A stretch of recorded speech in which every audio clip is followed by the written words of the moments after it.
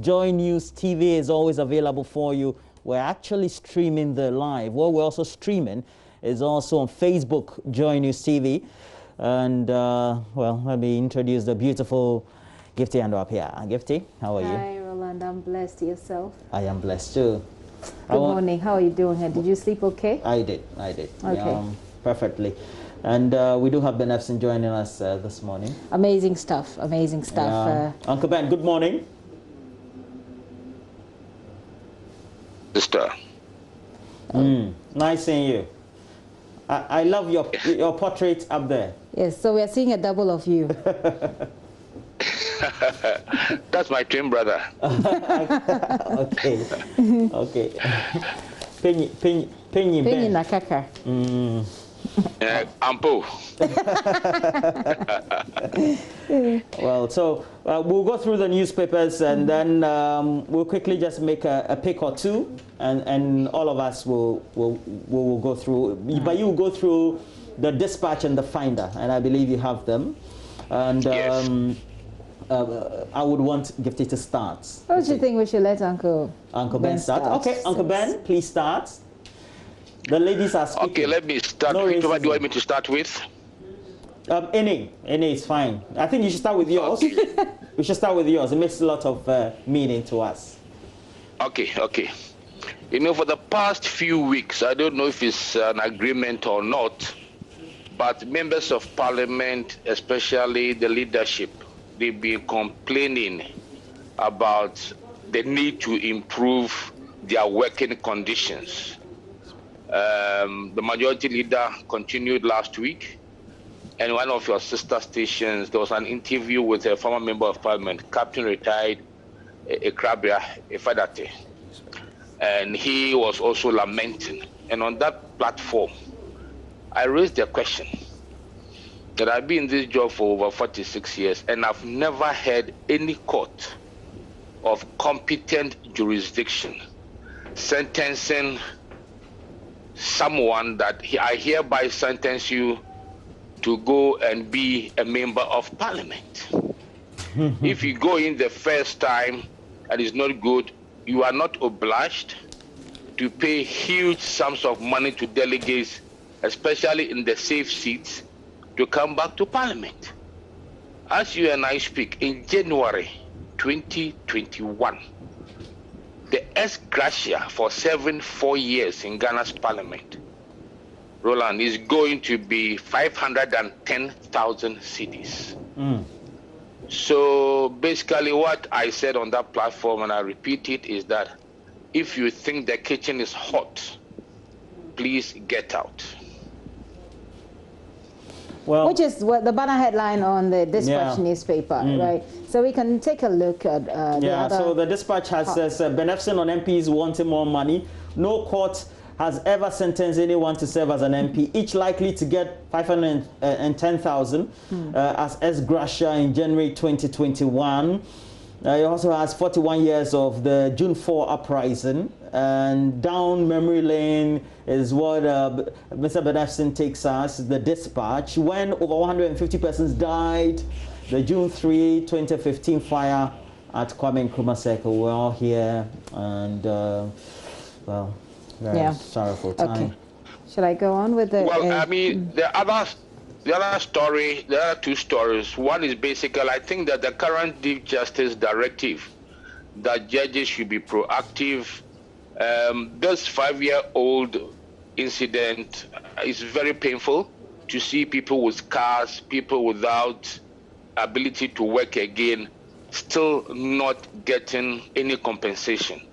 So I'm hoping that as we celebrate the new chief, recently I've seen a number of cases in which some started 2017, they're giving judgment for compensation.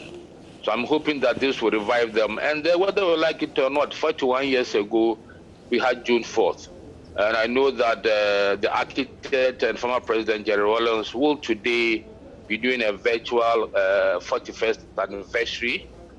And we always, I think that that time, I think that was my first year at the university, I think that we should learn lessons.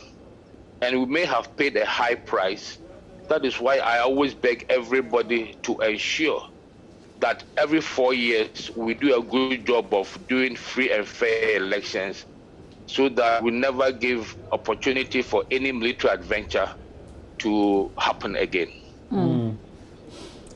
Well, Gifty, so go through the newspapers quickly, and then we'll so grab yourself a copy of the Dispatch newspaper. You have the story about the MPs, and you have the story about June 4th, you have the story about June 3rd. They're all in the Daily Dispatch. Let me take a look at the Daily Graphic. It says, fix these death traps. And it's a picture of something that looks like a drainage system near a very large pothole in the middle of a road. It says an abandoned manhole in quote, right after the first bridge at the Kanishi markets. Picture by Emmanuel Kwe, and more pictures on pages 13 and 25. Strategic investor for Commander Sugar Factory. Cabinet approves deal. Also story on the Daily Graphic front page. It is by Nana Kuredu Ajimai. Parliament House says structural maintenance works have started on the Commander Sugar Development Factory in the Central Region following the signing of an agreement with the strategic investor Pac Agrotech. The story is continued on page 3, and they are investing $28 million in 3 years. That's what the story says. Parliamentary Committee okays Constitutional Instrument 126, and NPP National Council endorses a Kufuor flag bearer for 2020. Those stories are on the front page of the Daily Graphic. On the back page, we have some stories about minerals. It says manganese bauxite way bridge 85% complete. And the story is from Timothy Ngebe, and it says the construction of a bridge at Apemanim in the Ahanta West District in the Western Region for the weighing of manganese and bauxite for export is 85% complete, and the work was begun in November last year. Grab yourself a copy, take a look at that story as well. Then the final story on the back page of the Daily Graphic says 14 suspected land guards arrested. I think that's good news. Too many problems that land guards give people, and we certainly haven't been able to deal with that problem wholly. Let me take a look at the center spread of the Daily Graphic and what it says. So it comes with a very a number of pictures of the people who I believe are victims. Yes, some survivors of the disaster here. And the story says June 3 disaster victims appeal for compensation. Some survivors of the June 3, 2015 flood and fire disaster in Accra are appealing to government to fulfill the promises to compensate them. So that story is there. And another big story in the center spread is FDA to conduct further research into impact of tobacco use. And NIA staff undergo orientation on COVID-19 protocols. These are some of the stories in the Daily Graphic. Get yourself a copy, otherwise you can get their app. Take a look at the stories that they have for you. Shall I go on, Roland, or? Yeah, we can quickly wrap up. Let me follow it up with the Ghanaian Times newspaper. The Ghanaian Times newspaper has a picture of some people undergoing the pilot registration process by the Electoral Commission, and the story says a pilot voter registration exercise successful. I beg your pardon, but Western Region suffers technical glitch. The story is on page 13. There's another story there says include COVID-19 testing in yellow card. That's GIS, Ghana Immigration Service, recommending. They want the inclusion of COVID-19 testing in yellow cards. Mr. Esuatechi, good morning to you. The Immigration Service, they watch Joy News 24/7. Thank you to all the immigration people who watch us. Back page of the Ghanaian Times, Adaklu District Assembly distributes 1,556 coconut seedlings to 12 farmers. And Regional Minister blames massive flooding of Ho on lawless residents. Well, that's why we need to make laws and enforce them, because people can always be lawless if you allow them to be. If they're lawless, it means that they're flouting a regulation. Yeah, law. But well. And you're a key enforcer of the law. Yeah. So I'm surprised. Yeah. Anyway, center spread, Ghanaian Times. Easing of restrictions on religious activities. A very interesting conversation, it looks like here on the center spread of the Ghanaian Times. Churches reluctant to congregate for worship. Majority prefer virtual services to protect members from COVID-19. That's a raging conversation on social media as well. Ghana's COVID-19 cases climbed to 8,548, 3,132 recoveries and 38 people have died. Include COVID-19 testing in yellow card. Ghana Immigration Service recommends that story is on the center spread. And EC pilot voter registration exercise successful, but the Western region suffers technical glitch. That story is right here in the center spread of the Ghanaian Times. Do get a copy. Okay, so let's go through the daily guide. It says voters register. NDC battles AGEC today has attached pictures of Dr. Dominic Ayine, former Deputy Attorney General, and the current one, we're going to say the incumbent one, also a lawyer as well, Godfred Yabwadaming. On the side, we have Justice Amenuvo representing. Also, we have NDC ready for register. Over 3,000 recover from COVID-19. Conference center collapsing, according to engineers. Been a long time to build this. Was renovated. And it needed to go through some level of rehabilitation of a sort. The Business Finder, IEA backs BOG's 10 billion Ghana city government bailout and calls for judicious use for the intended purposes. Uncle Ben, I know that the number of stories you're interested in on the front page of the Business Finder. Yes, I think that Cabinet approved strategic investor for the Commander Sugar Factory. Interests me a lot. I think that we'll have to get a situation in which so much money went into the Commander Sugar Factory. There were things that there was no sugar, there wasn't any attempt. From my layman's point of view, there wasn't any raw material to feed the factory when it was launched. And I believe that money has gone down the drain. I'm not saying that we should be in a jungle, but if somebody goes to steal a piece of yam costing 7-10 cedis, he's sent to court, he's fined maybe 100 cedis or 3 months in jail. Because he has not got 100 cedis, that's why he stole 7 cedis worth of yam. He goes in for 3 months. And people, by the stroke of a pen, a signature, they call this country money. I believe that, not that I believe in witch hunting, but you must be held responsible with the same margin of punishment. And that I think that, yes, it's good that there's a new investor coming, but who was responsible for all the taxpayers' money which Roland went down the drain some years ago? Yeah, it's a key question. There's a concept paper and also some sort of research that was undertaken by one Samuel Essel on why the project failed, and ultimately the lack of outgrowers of sugar was a key and a vital part of some of the investigations or the information that he gathered. And if you look at that concepts paper, it means that should have been the first thing that should have been done before we say that we're putting together a factory in the first place. But again, we have to blame the actions of the politicians, don't we? They take the actions by way of policy direction, and they have to pay for it. Yes, if a politician, you see, I think it will get to a stage that it may be far-fetched. But I think that if this country decides to have a 1 6-year term, we will save money, and politicians will be a bit more responsible. I'm not alluding to corruption, but in our 2 terms, 4 years, you come the first year, you are settling down. The last year, you are getting ready for elections. If you are re-elected, the same pattern. It means that if you have 2 terms, you are effectively having 4 years.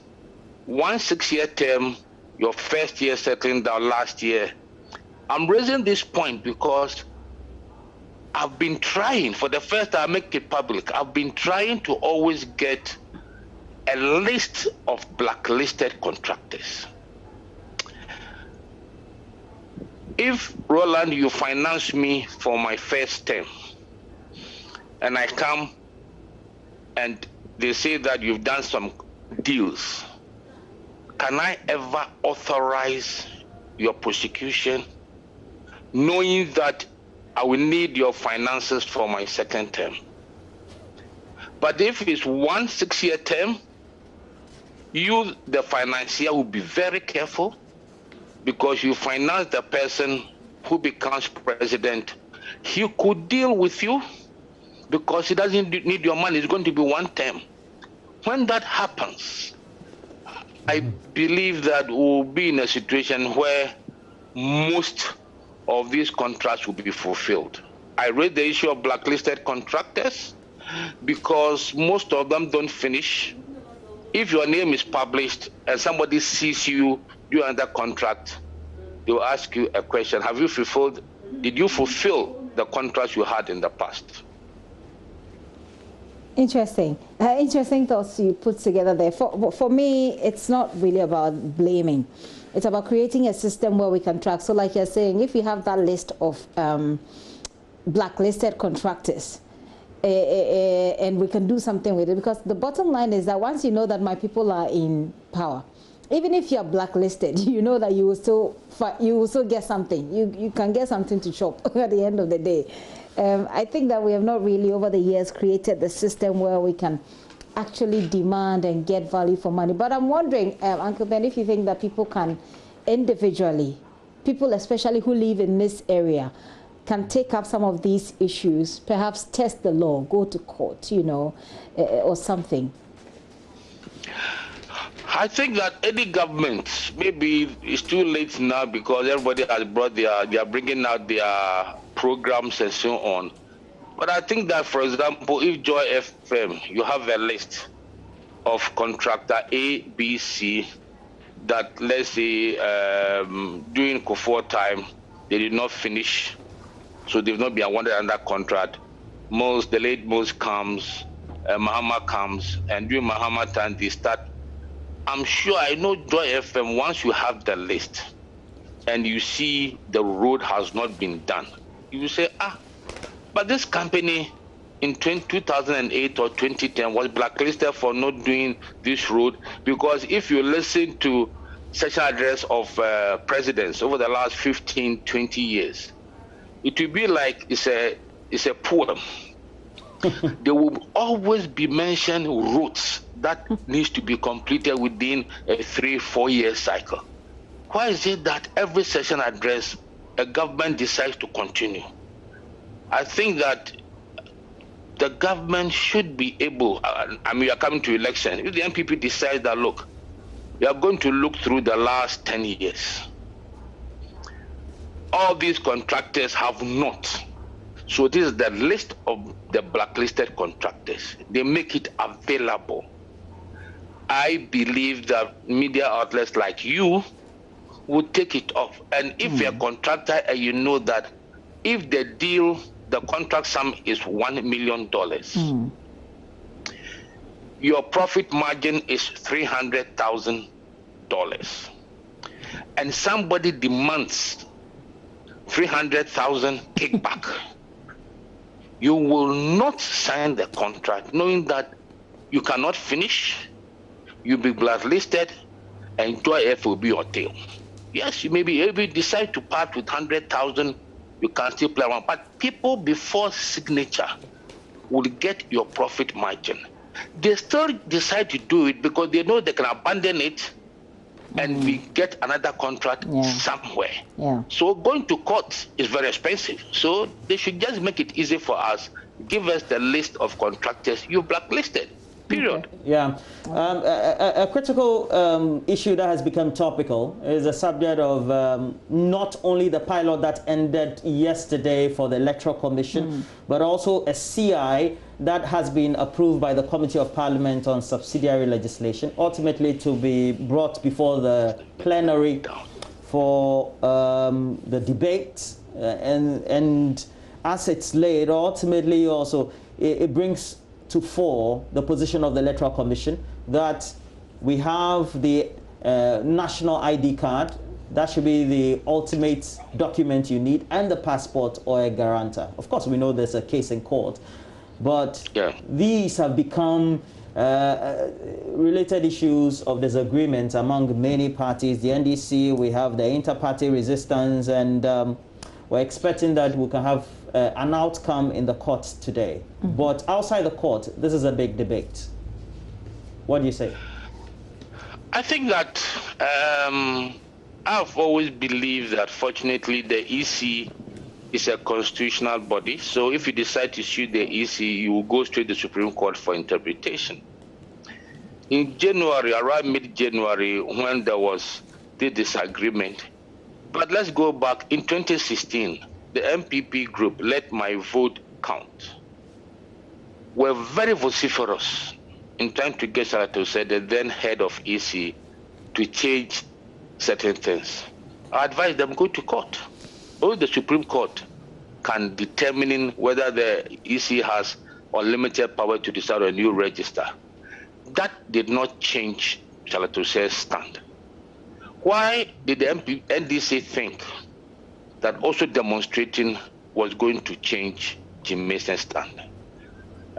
If from the vetting of the Chief Justice, he said that in the unlikely event of another election petition, it will not take the 240 days that this country was subjected to. It will take a maximum of 42 days. And once the case starts today, I think that by the next 2 weeks, this thing will be disposed of so that the country moves on. I believe that he's been very proactive. He's been well in putting that in so the country can move on. I'm sure one question that people have often asked is that why was the EC going on with procuring things, doing trial runs and so on? I think that'll be unfair to the EC, because if the EC decides to put their hands in between their thighs and wait for the NDC to go to court, and what if they go to court and the NDC loses? They would have lost a few months of active work. So I believe the Chief Justice, and I'm sure within 2 weeks, we'll see the head and tail of this court case. Okay, so let me take you through the Daily Statesman. It says the banner headline, we need new register. Kufuor rallies support for EC's impending fresh voters register. That story is on page 2. And it comes with a picture of former President John Ajakum Kufuor. And I'm sure, obviously, he's making a point about getting the new register. That's if the headline captures it succinctly.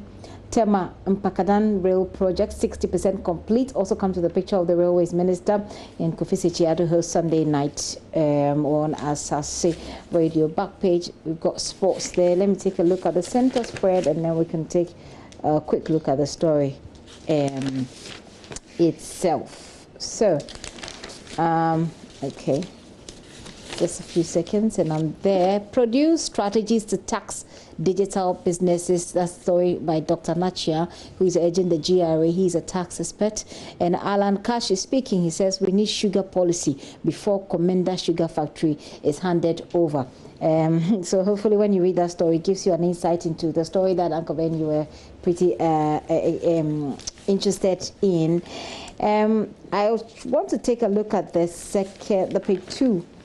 The story about former President Kufuor rallying support for the EC. Just the first sentence says the Electoral Commission, despite the seeming brouhaha that has characterized its decision to compile a new voters register, continues to receive support from well-meaning Ghanaians as it prepares to carry out fresh mass registration. It goes on and on. It says the latest to join is former President Kufuor, who has fully thrown his weight behind the upcoming compilation of a new voters register. So this is what the Daily Statesman is reporting. Shall we take one more and then we... if you look at the disagreement, it's about whether we should include the old ID card or not. And the premise on which the opposers argue is the fact that, and this came up when we had an interaction with many MPs on the majority side yesterday, that some of those who already have their names on the register, registered with the card of the NHIS. NHIS, yeah. Okay.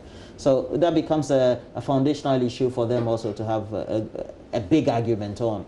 But the question is, looking at the time frame, what can we do within that period? The EC has outlined its ways. I am thinking the stakeholders need to come on board and ultimately try to rally support behind the Electoral Commission, because they have been mandated by the Constitution to make sure that they organize elections and produce an electoral register that is not contestable. I don't know what you think, or Uncle Ben. Uncle Ben, what do you make of all this in the first place? I think that last year, by the time in 2016, the total number of registered voters was 15.7 million. The EC projecting it will register about 16.5 million. So in effect, they are expecting to increase the number of voters by 800,000. If you juxtapose the number of minus those who have not registered before, those turning 18, I think that it means they are projecting that possibly they'll be cleaning about 900 to 1 million voters off the register. I think that the NDC clearly has gone to court. But I think if they don't have, they must have a plan B. Because when the LI in Parliament increases the number of persons who can guarantee for persons who do not have those basic requirements from 5 to 10. So whilst you are going to court, you should have a plan B of, for example, making sure that at the various grassroots levels, A, B, you have the requirement, register and do this 10. In 2016, the MPP was against the voters register. Yet they won with a margin of nearly 985,000 votes. They did not slack in there. And the NDC, when they do this, they should also be able to, because I'm sure that from 2024, we are going to have Ghana card to vote. So there will never be the issue of having a voters register and all this brouhaha again. I don't think so. Uncle Ben, I just, before we wrap up on the news review segment, I just want to find out from you. We have barely 6 months to the next election. Are there any patterns you see that you can share with us at this point? Please go again. Any patterns, voter patterns, you know, that you're seeing at this point that you can share with us? Oh, one thing is clear. There's going to be absence of large crowds. There are 2 or 3 potholes which could affect the voting pattern. One, who the NDC picks at running mate and how they've been able to ginger, because there was a lot of apathy on the part of their supporters. 2, the MPP will be having their primaries on June 30th. Most of the safe seats of the NPP, they won between 11,000 and 13,800. If they persist in trying to disenfranchise or disqualify contenders, and there is a level of apathy, we did that work towards last year, towards the book I'm finishing, the MPP candidate Nana Akufo-Addo could enter 2020 elections minus 400 to 450,000 votes, because if, for example, I support Roland and Roland has been disqualified, I will not get up and vote, and I know that maybe the party won the seat by 11,000. If you take 4,000 people per constituency, 4,000 times at least 100 safe seats, that makes it 400,000. So these are some of the pitfalls that could affect their chances and voting pattern. All right. Well, thank you very much, Uncle Ben, for this morning. I'm just going to wish you a great day. We're going to take a look at myjoyonline.com. Yeah, what do we have on myjoyonline.com? This is not an NDC battle. Asedun Ketia Court support for stance against voters register requirements, and that Roland told us the story is on Daily Guide that says that the NDC is meeting the AG and the EC in court. Other stories there: NHIA probes radiotherapy unit of Kolebu and charging cancer patients on approved fees. That's a story, an exclusive story to Joy News, our investigation.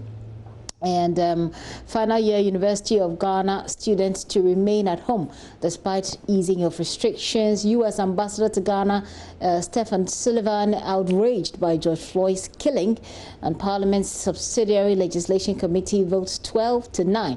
It's one of the biggest stories today. 12-9 to OK controversial Electoral Commission CI. So it looks like a pass. UG student elated by decision to keep them off campus despite easing of restrictions, and driver jailed for stealing church instruments. Two more stories there. Coronavirus, hundreds of Nigerian health workers test positive. Very bad news.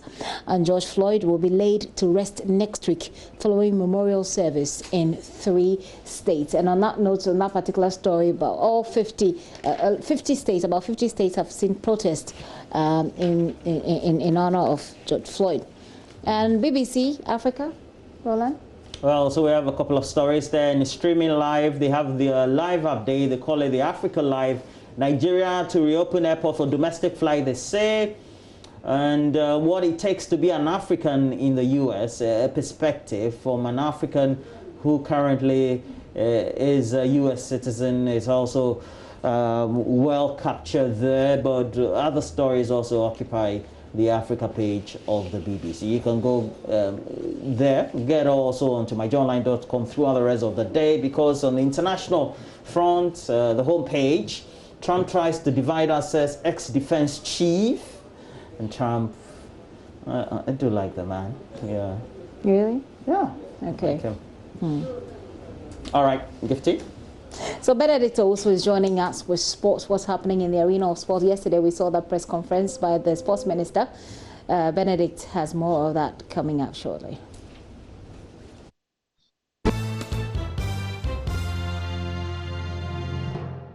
Hi there, time to talk sports here on AM Show. It's a Thursday morning. Always a pleasure joining you on this platform. And a lot to talk about this morning in the world of sports. And of course, we start here from the local scene, and it will cost each Ghana Premier League side 60,000 Ghana cedis to play a game should the Ghana Premier League return now. Now, Sports Minister Isaac Isiama revealed this amount will be for testing players and paying for all precautionary measures to stage a game. I charged or directed the NSA boss to look at even playing it on an empty stadium across the country. The figure he quoted was a huge challenge, because it's not only about going to play, putting in place and observing all these precautionary measures. How do you get the players maybe at a hotel? Even sometimes it's risky putting them at the hotel. So how do you get them on board? And how do you also disinfect the stadium across the country? Not only that, testing is key. You need to test each player. And in our environment, is it possible for us to play football without our supporters? Major challenge. So these are the issues we are considering. The figure that came out from the NASA was about 60,000 per a match. 60,000 Ghana per match. And this is huge. For me, it's not only about the money. It's about the lives of our athletes, of our footballers. How do you ensure that they are safe at all these league centers? So it's an issue we are still resolving it. So Honorable Isiama was speaking at yesterday's media briefing at the Ministry of Information. And on former Black Stars coach Kwesi Appiah's salary arrears, he revealed that government is determined to settle the money. You know, Appiah is owed $185,000, which is made up of 2 months' salaries and bonuses. Well, he insists they will pay him. Coach Kwesi Appiah has done a lot for Mother Ghana. I have huge respect for that gentleman. We have nothing against him. We, through the FA, contacted him, gave an appointment. We all fully supported him. In all the assignments he engaged in. As a minister, I had a direct instruction from the president, give him full support, which I did. All the support I did. So we provided all the support to him. We gave a contract for 2 years. For the 2 years, we don't owe him a peso. We paid everything. There was a contract extension. If that one, we paid about 3 months or so. Not about 3 months. So it's not that we have been so disrespectful to the gentleman, and we have been uncared. Not at all. No. We've shown care, concern to the gentleman. We've given that respect as a Ghanaian. That respect. When I became minister, Abraham Grant, we owed him at that time. Gradually, we resolved it and paid him off. So I can assure the nation that gradually we shall pay Kwesi all his entitlements. I can assure you. We love him as a Ghanaian. He's one of our own. We can never do anything against Kwesi. He's done a lot for Mother Ghana. We respect him. We call him Maile. We respect that gentleman. He's a gentleman, so we all respect him. So that was Sports Minister Isaac Isiama speaking on Coach Kwesi Appiah, former Black Stars coach there. Well, Ghana FA President Keto Kuku was part of the many sports dignitaries at the media briefing yesterday, and he told Joy Sports whichever decision they will take will be in the best interest of Ghana football. Clearly, we are heavily challenged. It's a period that we would wish it flies away quickly so that we can start to enjoy our football again. At the moment, we all have to stay strong. We all have to be there for each other and pray that we are able to come through this period successfully. I think the answer will be provided on the 30th of June. This I have stated a number of times, and I don't want to quote Osophagus, I don't want to inimically circumvent what we have planned to do. First of all, I have said on numerous occasions that I'm also a club owner. Members of my council are club owners or affiliated to clubs, so we know how it feels like to be a club owner at this time. As to what the best solution will be, we'll still have to wait until the 30th of June.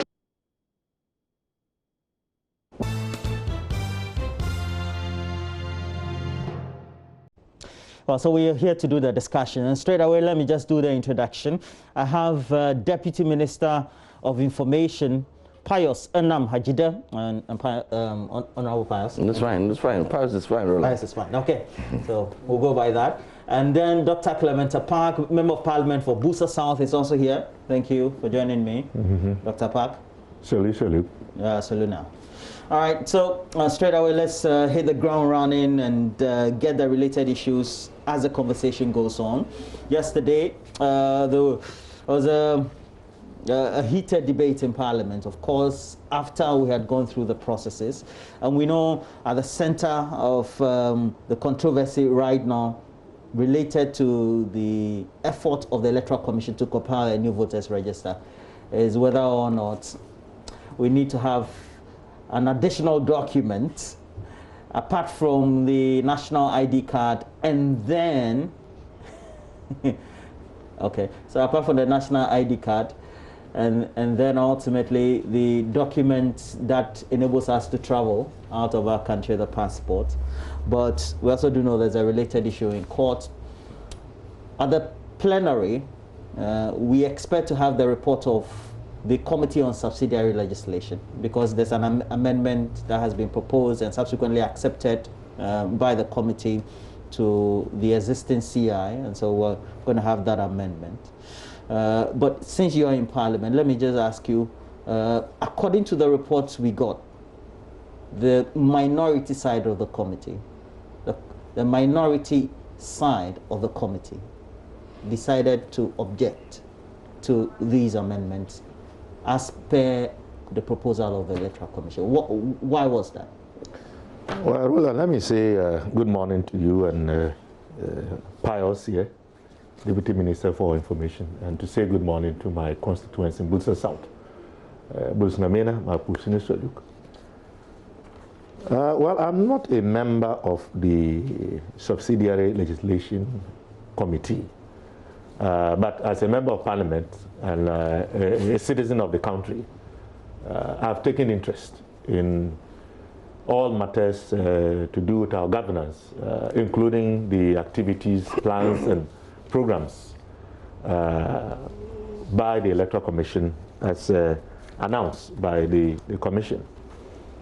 I'm fully aware that my party and my colleagues on the committee that we just made references to have raised a number of issues and concerns about the CI that the Electoral Commission has brought before Parliament, seeking to be granted, if you like, the needed backing to engage further in a program that it says it has commenced. And I speak about the compilation of the new voters register, which my party, my caucus, we have contested and have said on many platforms to be unjustified and unnecessary. And indeed, now where we are with regards to the CI, which was contested by the minority members of the committee, is that we believe that what the Electoral Commission is proposing clearly is going to disenfranchise many millions of Ghanaians. Now we say so because if you look at the Constitution and if you look at the chapter under which the right to vote is captured, and I'm speaking about representation of the people, it makes very clear that the right to vote is fundamental. And indeed, that comes before the recognition of the Electoral Commission as the entity, if you like, the vehicle, the avenue, the conduit through which Ghanaians would be prepared to vote. Now, our argument is this. If the right to vote is fundamental, then the body that the Constitution has created to ensure that the citizen has the right to vote must at all times put in place plans and programs that are expansive. Expansive in this sense, I would define as opening it up and putting in place the mechanisms and the tools that would allow for the majority of citizens who have the right to vote to be able to exercise that right as enshrined in the Constitution. Therefore, even when there is credible evidence, demonstrable evidence, that the Electoral Commission is proceeding in a trajectory where breeder documents are documents that are not easily available to the ordinary Ghanaian, in this case the passport and the Ghana card, then it presupposes that should that CI go through, those many millions of Ghanaians, and I know he can contest or prove me wrong, as far as I know, the statistics or the information available indicates that not more than 3 million Ghanaians have access to the passport. And even with the Ghana card, we know that the processes have not even been concluded. They are ongoing. They have always been fraught with challenges. Even where citizens have been registered, they have not gotten the cards. And in many parts of the country, many Ghanaians have not yet registered. So why would the Electoral Commission, if it has good intentions and indeed wants to execute to the maximum its core mandate of providing the avenue, the conduit, and putting in place the processes for citizens to be able to exercise their right to vote, why would that commission be seeking to narrow the opportunity, to narrow the rights of citizens to get on the voters' roll? I mean, simply put, we fail to understand why a birth certificate, which the world over everyone knows is a primary document, we fail to understand why even the existing voters register, which was issued by the same Electoral Commission, which was used in the election of a president and 275 members of parliament for a referendum to create 6 additional regions, and indeed to elect assembly and unit committee members, would not be included as a brilliant document. So these are the issues, and these are the reasons why we feel very passionate and determined to do whatever is legally permissible to ensure that Ghanaians are not disenfranchised, but the body that should be seeking to enfranchise as many Ghanaians. In fact, it is a contradiction in many ways, because ideally, the Electoral Commission should be interested in making it easier for more Ghanaians to register, not making it more difficult and cumbersome, and relying on documents that are not easily available to ordinary Ghanaian. So these are the reasons why our side of the committee debated and argued the way we did. And indeed, as you said earlier, once the committee is done with this work, it is definitely going to come to a plenary, and the rest of us would have a chance to take a bite at it. But honestly, the posture, the attitude, the conduct so far of the commission with the overt support of government gives reason for us to worry that this trajectory is aimed at a particular goal, which will not inure What's the goal? to the benefit of Ghanaians, to ensure that the ruling party remains in power. It's as simple as that. We have said it, and we are not going to shy away from that.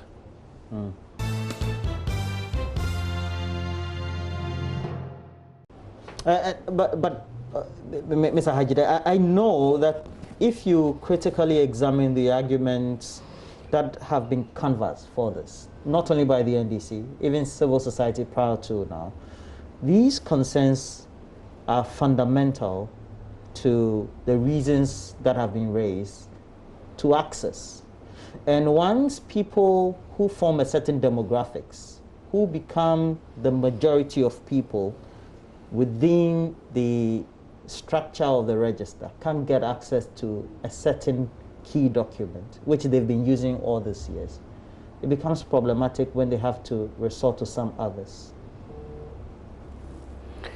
Well, Roland, good morning to you and to my colleague here and to the cherished viewers of Joy News TV. I don't think that you should be swayed by the logic of the NDC, their allies and their privies. It is very limited. It is not grounded in law. It is born out of an attitude and the tendency to want to frustrate the Electoral Commission, which has been manifestly made evident long before the Jean Mensah-led Electoral Commission took office. The NDC came out publicly to announce their intention to frustrate the Electoral Commission all throughout and along the line. And they have been consistent in their promise to the people of Ghana that they were going to badmouth, they were going to frustrate the Electoral Commission for only God knows what. It is my view that the processes that have led to the ousting of some earlier commissioners is one that the NDC takes such a serious view of, that they are unable to leave that behind and make progress. And so there is some bitterness that the NDC still has, and they are venting it on the Electoral Commission. How does that become part of the argument? I'm saying because that's exactly what it is. There's no issue at all, and they have been consistent. And they have kept on shifting the goalposts from time to time. Today, it is about breather documents for the registration and so on and so forth. I'll come to that. I'd like to take it one issue after the other. Initially, the NDC makes the point that they do not support the compilation of a new register. And they have gone fishing, trying to find excuses along the line. Fishing is what they have been doing. The last straw they are holding on to is the CI that we are discussing. But I'd like our viewers to avert their minds to the number of shifts that the NDC has gone through. But Bernard, I have said that anybody who is a follower of our processes, anybody who is minded by the very laws that we operate, knows that there are even legal reasons why we need a new register. The NDC has not averted the matter. Bernard, this is Roland. This is the CI 72, upon which the the 2012 register was compiled. And this is what, and I want to show you some very fundamental issues that even by their nature render the 2012 register invalid and null and void. And that we must all, even at this point, this is a register that should have been changed long ago. This is clause 3 of the CI. For a person who applies for registration as a voter shall provide, a person who applies for registration as a voter shall provide as evidence of identification one of the following: passport, driver's license, national identification card, national health insurance card, an existing voter card, or one voter registration identification guarantee form as set out. This is what the law says. These are the documents that the Parliament of Ghana, the law says, should be used to register. Now, this is the training manual of the Electoral Commission for the registration of the 2012, the manual that was used by the EC staff to compile the register.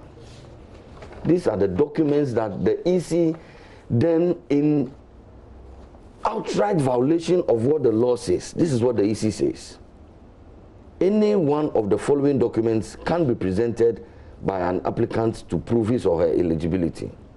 Birth certificate. Where is birth certificate in the CI? There is none. The EC on their own decides that they can accept birth certificate as a means of registration.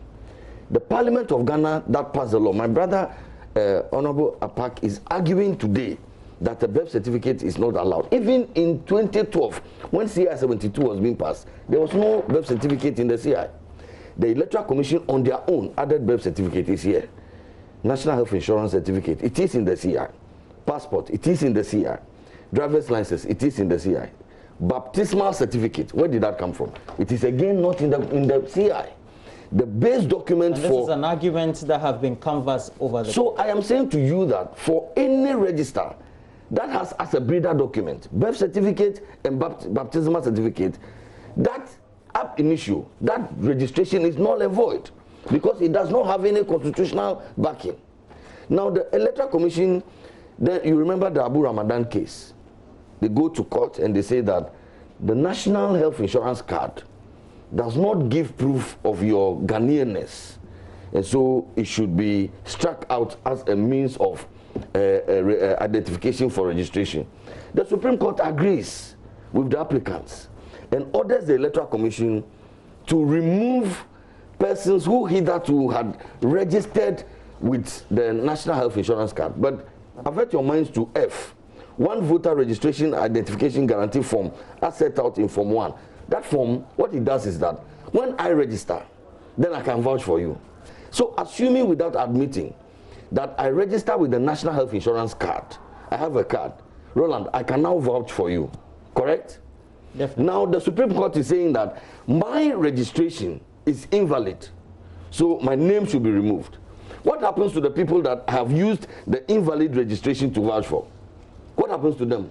How do you contact trace and then remove them from the register? So your argument there's a problem there. There are people who are holding the voter's ID card and who are not properly identified in law. The substantive documents they use in registering is flawed in law. Absolutely. Now, this is another catch. This is then the Electoral Commission argued, deceptively so, in court, that they have been able to identify some persons who registered with National Health Insurance and they have removed them. Bernard, I think that we need to ask the Electoral Commission to Roland, maybe because they all end in NAD. We have to ask the Electoral Commission how that happened, because it couldn't have happened. This is the Form A1. This is the form that you fill in 2012 when the registry was. So these arguments you're making is to the point that? It's to the point that, first of all, the NDC is wrong in the argumentation that the call for a new register is unfounded. It's very much founded. I was making the point to you that in this form, there is no identification as to whether you used National Health Insurance Card, as to whether you used your passport, or as to whether you used your driver's license. There is none. This is the form that you fill. So how is the Electoral Commission able to decide that out of the three of us, whose name are on the register, Pius used National Health Insurance? Because the form A1 that you fill does not indicate what document you used to register. But the Electoral Commission looked all of us in the face and told us that they were able to find out persons who used National Health Insurance card to register. So clearly, because they were ordered by the court to do so. And so yeah, but I'm saying that what if they were ordered by the court? This must explain the methodology. How are they able to find the persons who identified? So, and you know why? Because the court trusts that because it's mandated, cloned with that law and legal backing to undertake that act. Yes. They've been able to succinctly undertake it. How did they do that? I'm saying to you that the way to do that is them to go back to the court to explain to no, they should explain. Does it, to you or to everybody? You are here. You are interrogating the matter. Honorable, yes, I'm interrogating the matter. Honorable Clementa Park is here. I'm saying that the way to do it is to go back to the form that you filled, and then check from the form and see. So how did they find? How the Electoral Commission must explain. They cannot explain, and that's why I'm saying to you that it is problematic. That register is problematic. So there have to be an understanding that, oh, as for the register that we have, it is not in the best of shapes. Beyond all the other technical reasons that the Electoral Commission has given, that the equipments have come to life, not the register, the management system, the infrastructure, the IT infrastructure that carries the register. The Electoral Commission argues that the suppliers, STL, have communicated to them that the system has come to end of life. Beyond all of that, we as persons who are interested, and Honorable Apaxis is interested, we must agree that in the face of all of these breaches that has been established, there is the need for a new register. We can discuss breeder documents and so on and so forth. But if we have to be principled and honest with the people of Ghana, we can agree that no, we have to do something about our register. It's problematic. Then we get to the other issues of breeder documents and so on and so forth. But is it Is it not true that to establish your citizenship, it is not up to now the NHIA card and then only the passport? It is very true. And you are right. And in law, if you are able to establish a citizen or the citizenship of a person, that person inherently has a right to vote. You're right.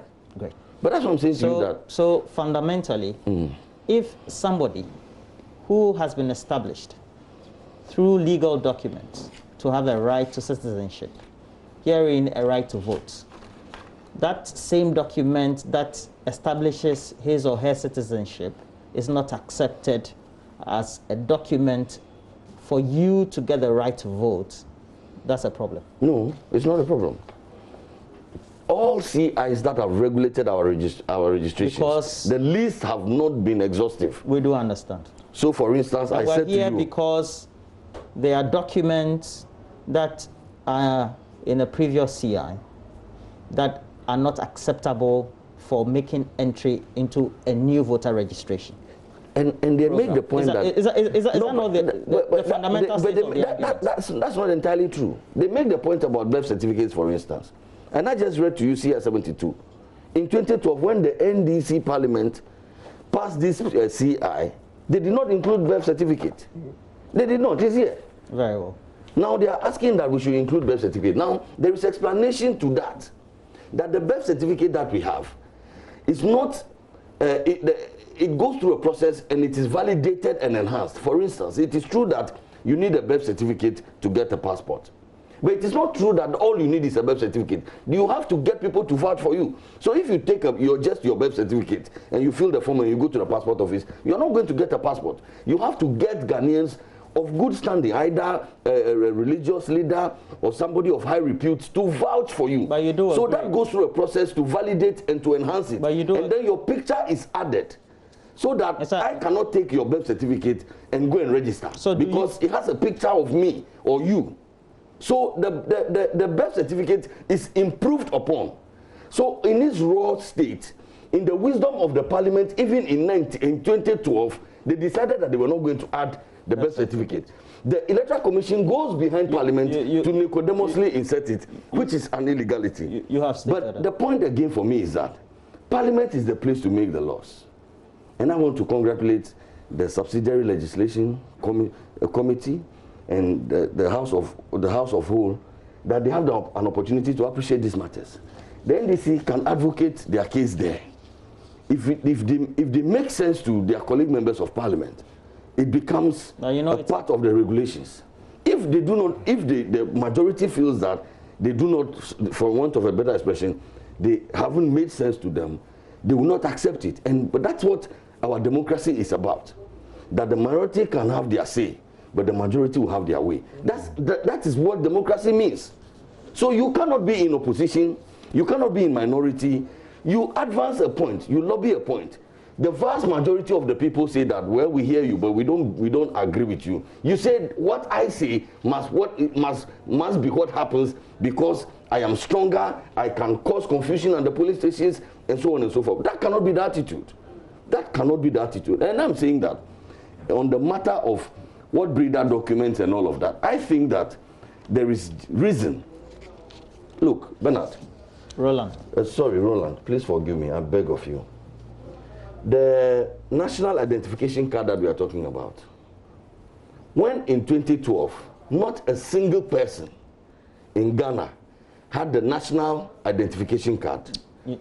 In 2012, not a single person had the national identification card. The parliament at the time found it wise to put it as a requirement. Today we have about 12 million Ghanaians having the national identification card. It is now rather you are saying we shouldn't use that. At the time nobody had it. You put it in the registration. You do agree that because at the process of securing the national identification authority card have been fraught with difficulty. They've not met a timeline. They themselves have promised to share the existing cards that they claim they have printed, but have still not given the access to the ordinary Ghanaian who has registered. Well, but coronavirus has... That's an excuse now. No, but everybody knows that coronavirus has... But Roland, just one briefly.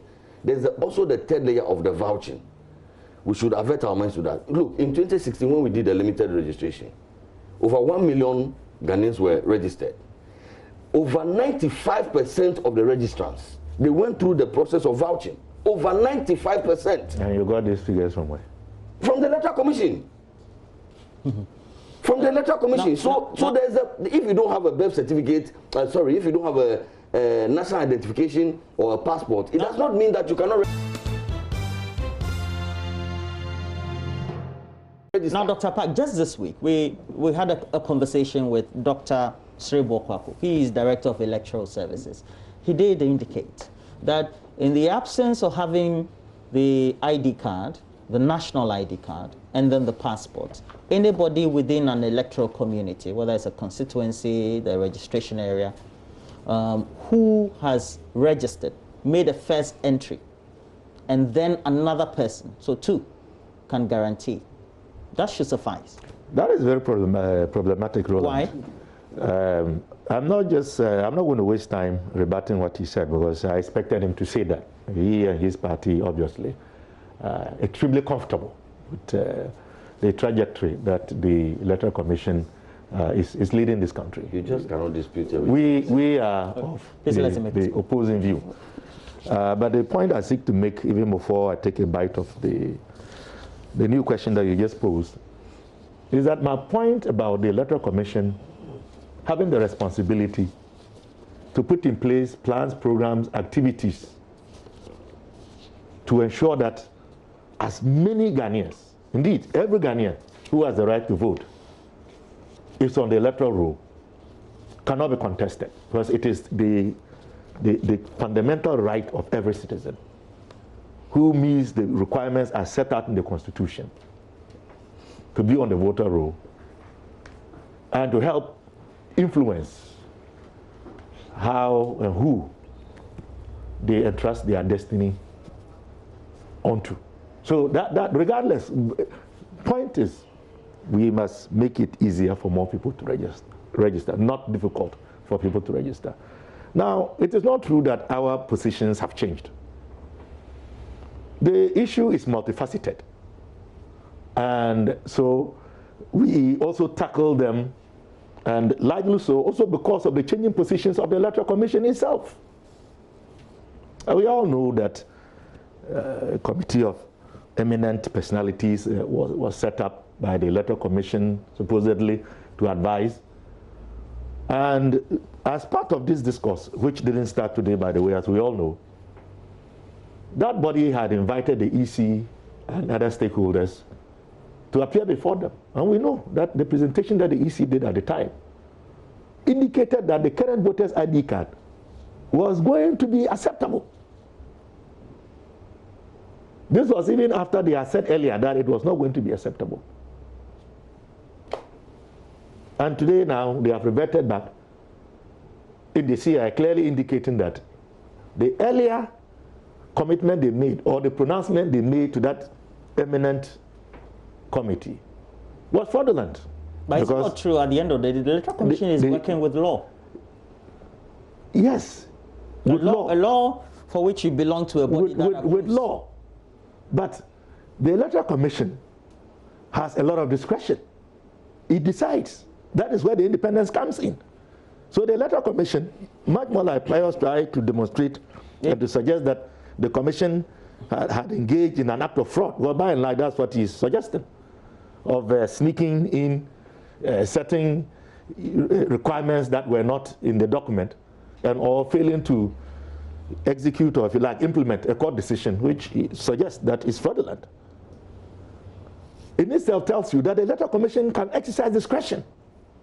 So why is the Electoral Commission having a difficulty exercising a discretion that would inure to the collective interest of Ghanaians? Dr. Park, what is the hindrance to any ordinary Ghanaian not having a passport or the national ID card? Yeah, you are refocusing me to the question, which I appreciate.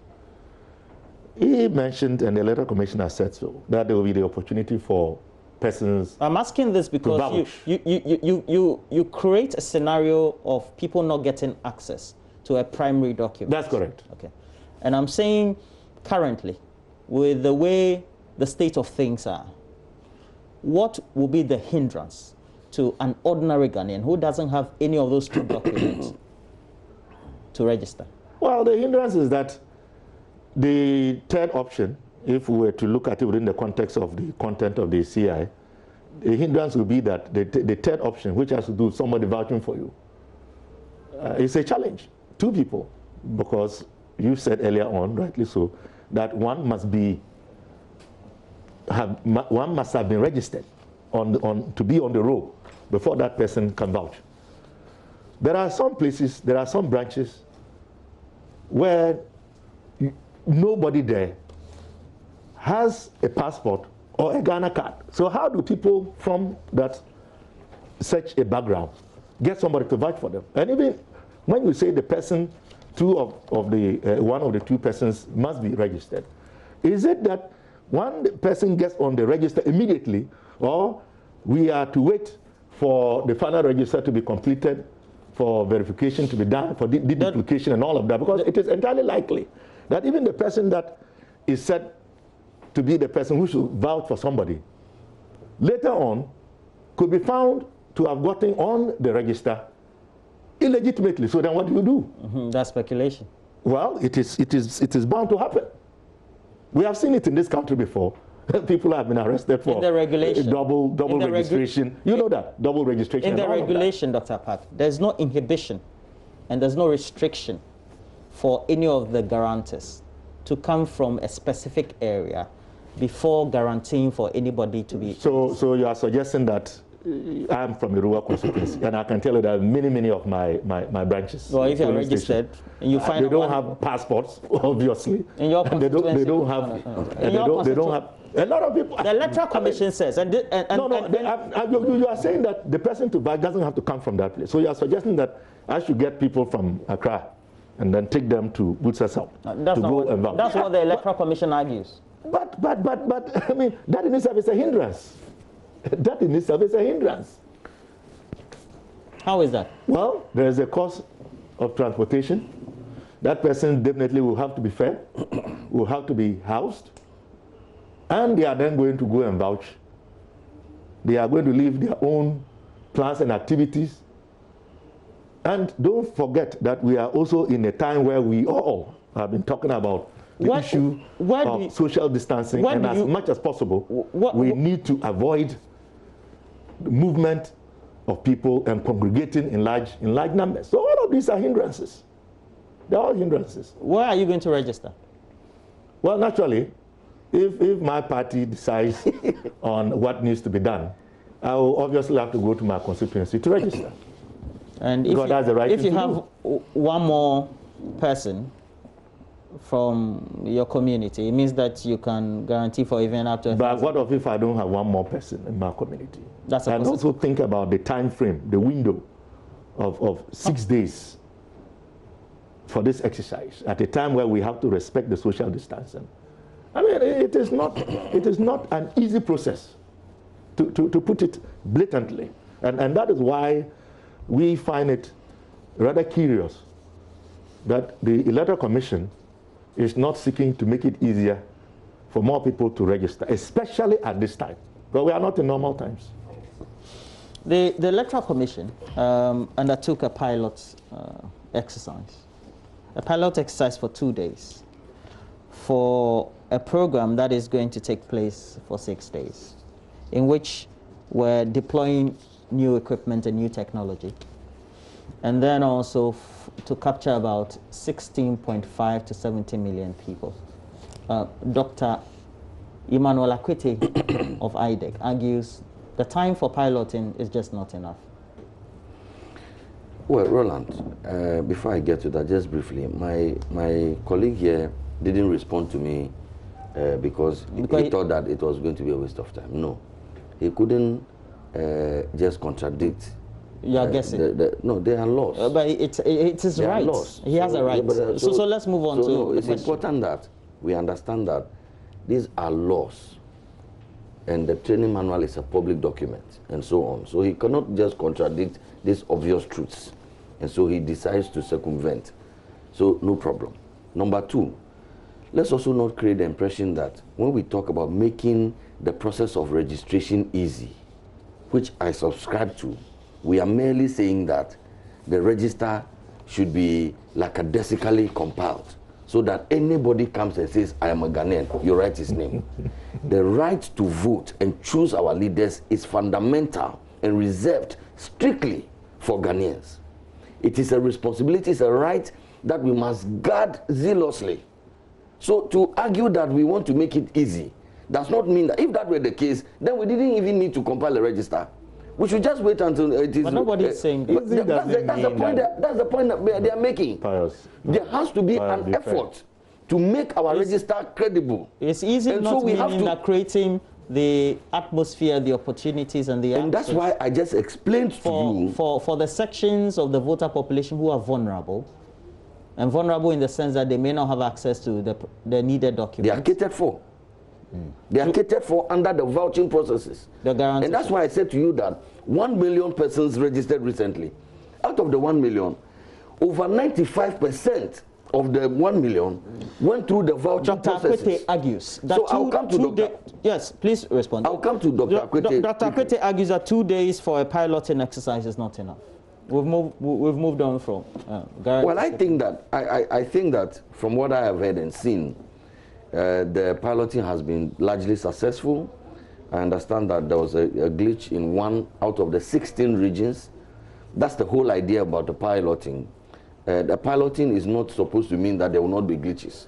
The piloting is actually to encounter glitches and to take remedial action.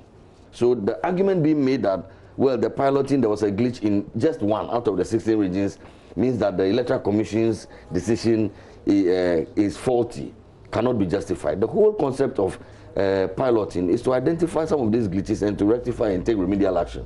I find that the 2 days has been successful.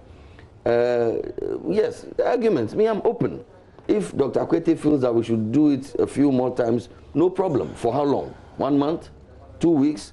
How much time is Dr. Akwete going to suggest is okay? It's subjective in his view, and it's like an opinion. There are so many opinions because everybody has a face, and everybody has a nose, everybody has an opinion. So it is fine for anybody to offer an opinion. At the end of the day, we have to allow institutions of state to do their work. I want to commend the Electoral Commission that even within the limitations, and the argument, again, they will keep shifting the post. It's COVID-19. It's COVID-19, but we will still vote. The President of the Republic has said that he doesn't want to use COVID-19 as an excuse, okay, to perpetuate himself in power. He's a Democrat by choice, not by force. So he knows that the people of Ghana will have to go to the polls to confirm him again as president. So we will vote. My brother Clement Park will have to register if he wants to go back to Parliament. If he does not register, he cannot go back to Parliament. So he will register. And that is why the NDC yesterday nicodemously participated in the pilot project. Is it not true that they were written to? Because we again spoke to the Electoral Commission. Yeah, every party was written to. Great. All, the NDC have turned down invitations from the NDC. So your point in saying that the NDC participated nicodemously is to suggest that they are being hypocritical, they are exhibiting double standards, they are talking from the both sides of their mouth. I don't understand. What do you mean by that? Well, they must answer the question whether they will participate in the registration or not.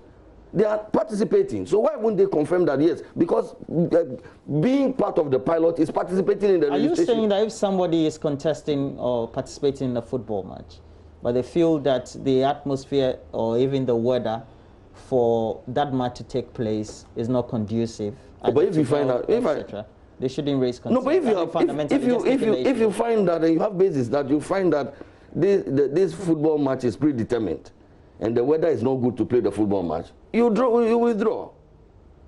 Why? You withdraw. So for me, that's what I would do. You lose 3 points.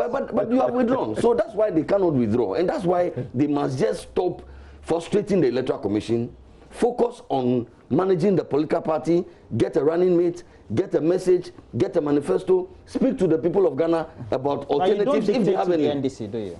Oh, we can make it. They are dictating to everybody. So I'm just advising. I'm not dictating. They are the ones dictating to everybody. I'm just advising. What did you make of the pilot exercise of 2 days that was undertaken by the EC? Well, I mean, the EC had made it clear that it was going to undertake this exercise. And as you rightly pointed out earlier, stakeholders, political parties were written to. And yes, we sent some of our officers to participate, rightly so, for good reason. Because we also wanted to be able to demonstrate further to Ghanaians the dangers that we see lying ahead. And as far as the Electoral Commission's insistence to go on with the compilation of what we consider to be a needless new register is concerned. And the Electoral Commission can, pretend to be buoyant and to have overcome glitches and to suggest that the exercise was successful. But the information available doesn't point to that. I mean, by virtue of being part of it to observe, because in research, and you've all done some research before, there's what we call participant observation. In order to be able to understand a particular culture, phenomena, activity, one of the best methods is to actually participate, to allow you to be able to critique it and to note and expose the shortcomings. And so if we participated, that has allowed us. And we know, for example, that some of the machines got frozen for several hours. We have received information that in some places, by and large, it was old DVRs that were used. In places where there were attempts to use the facial recognition technology, for example, we have information that an elderly man, for example, could not be captured. And we also know that when you are undertaking these type of exercises, and that is perhaps where Dr. Akwete's point comes in, equipment is prone to challenges by climatic conditions. It matters to do with humidity, levels of humidity, the heat, and other environmental factors can have an impact on the functionality of equipment. So if after 2 days, with what we have seen and heard, the likes of Dr. Akwete are raising concerns that what the Electoral Commission has done is not sufficient, this is a matter that must be taken into account. But our participation in the exercise was to allow us to further expatiate on the challenges that we have predicted would occur, and almost at every stage you're saying that we are seeing the challenges. Yes, you were invited, all right, because you're key stakeholders. We were. But the participation was just to, again, concentrate on the point that, look, we feel that the whole system is flawed. That is it, and it is needless. It is not justified. It will not work. It portends, it has the capacity to serve as a source of chaos and confusion. And we will never stop saying these things. If they want, they can arrest all of us. These are the truths that we know, and we are going to say them. But look, Roland, in all of this, talking down the whole register, making all kinds of excuses, and suggesting that the equipment is obsolete, it is not useful, we seem to forget that this is the same register and the same equipment that we used only last year. And other independent experts and entities have demonstrated that, contrary to what the Electoral Commission, ably supported by the ruling MPP, is trying to push down the throat of Ghanaians, would they rather shifting cultivation post, that the equipment is wholesome, it is usable. We would save a lot more money upgrading the current equipment. You mean the NDC and its science yesterday noticed that some of the equipment were not the new ones? Oh yes. Which areas? Correct. Oh yes. Which areas did you notice that? In which of the regions? At least we know that in parts of the Volta region, that was the case, and indeed that was where they went and captured, the picture of one of my colleagues, and they are using it for propaganda purposes. As I speak about the Honorable George Lowe, for example. and it's despicable. Just to try and create the impression, the ruse that we have done a U-turn. We have not done a U-turn. Our position is consistent. Ronald, and as I said earlier, please refocus Honorable Apap to the question. We are going to deploy every single legitimate means in support of the position that we have canvassed. Before I come to you, if no matter the outcome of the court process and the decision, will the NDC participate in the election? You've asked me this question before. I have not. I don't get right to now. I have not. I am a member of a party. My party will make a decision, and whatever decision my party makes, that is my decision. So I don't get to make an individual personal decision as somebody who is in Parliament and as somebody who intends to go back to Parliament on the ticket of a political party. I can't do that. So we would see. We'll see what the outcome of the So you don't know whether your party will allow all of you to go and register despite the problems? I don't know that. Okay. The party is going to make a decision, and whatever decision the party makes, it is what I would obey and respect. Is this something that perhaps smirks of maybe the Electoral Commission not taking into consideration a key concern being raised by a key stakeholder, the biggest opposition party, a party that has been elected to form a government in office in the Fourth Republic? And so as a result of that, the Electoral Commission is ignoring the concerns they are raising? No. By the actions and the commentary of the largest opposition party, they have discredited, their position is greatly discredited, and so no serious institution of state, such as the Electoral Commission, will take some of the advices. How so? Where the NDC has offered constructive advice in this country, in our history, their position have been accepted. But not merely because you are the largest opposition. Even when you make a frivolous suggestion, it should be taken. In this case, their suggestions are frivolous. They are discredited, and so they cannot be accepted. Those decisions cannot be accepted just because they are a major and a key stakeholder, and they once governed this country, and so because of that, they feel that what they say must be law. No, the opinion and suggestions of the NDC collapses and falls flat before the laws of this country. But you see, Roland, you asked a fundamental question, which my senior brother again wants to avoid. You asked him the question of, he makes the fundamental allegation that some of the equipments that were used yesterday and for the pilot were old BVRs. And then you asked him where. That's a critical allegation to make, serious allegation to make. He is unable to name where that happened. But however, he throws it out there. I said we have information. But if you have information, and I've told you, if you have information, this thing finished yesterday. We will be making all of those public information. If you had that information, you will have it with respect to the venue. I mean, this is a registration limited. How many locations? It's not many, but he throws it out. Give the dog a bad name and hang it. You understand? So I'm saying that who is giving the dog a bad name? The NDC and the Electoral Commission. So the Electoral Commission is a dog. So this is it's a saying. Yeah. So hang it. I'm from the other East. Actually, dog meat. So that's speech, yes. So that's the point. Now all the things that my brother Honorable Apak speaks to, and I said to you that Dr. Akwete, yes, he has brought up his view. That's his view. But he hasn't also suggested how long this should take. But I know that the registration was largely successful. Registering people sometimes in the 70s, 75, 85. So per day, it's fine. How many people are we expecting to register, Roland? And you can do the mathematics.